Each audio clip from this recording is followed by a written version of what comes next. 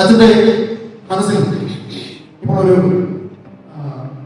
ടോപ്പിക്കിന്റെ ഒരു മാർക്കറ്റ് ഒരു super market ധാരാളം സാധനങ്ങളുണ്ട്. അച്ഛന് ഇഷ്ടപ്പെട്ട സാധനങ്ങൾ വാങ്ങേണ്ടതായിട്ടുള്ള കാര്യങ്ങൾ വാങ്ങാൻ പറ്റാത്ത സാധനം. അപ്പൊ അച്ഛൻ ഇങ്ങനെ പോവുകയാണ്.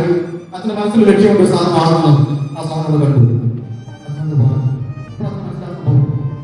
ഓക്കെ. അച്ഛന് ഞാനൊരു ഗിഫ്റ്റ് തരാം.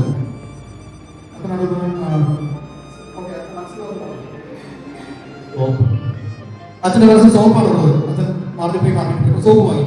അച്ഛൻ ഞാൻ ഗിഫ്റ്റ് നാട്ടിൽ കൊടുത്തിരുന്നു.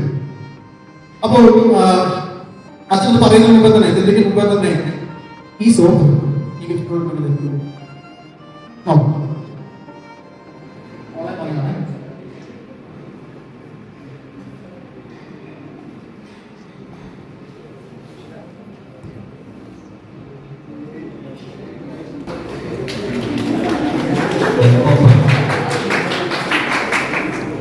വചനമാകുന്ന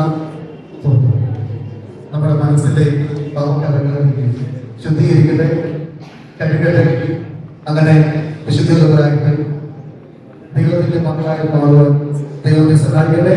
ഈ സൃഷ്ടിയിലേക്ക് പ്രിയപ്പെട്ട സ്നേഹത്തോടും സ്വാഗതം ചെയ്തു.